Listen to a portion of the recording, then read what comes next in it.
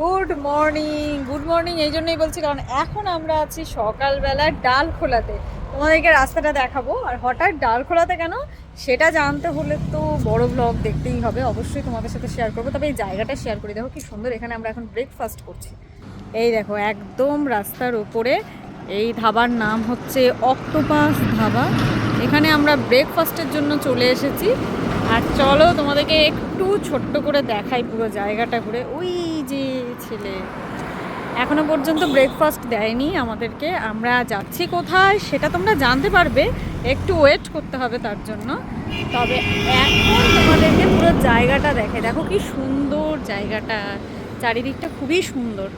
আর এই দেখো এখানে একটা দোলনা আছে, ছেলে চলে এসেছে দোলনায়, দোল খাচ্ছে, সঙ্গে একটা পুকুরও আছে।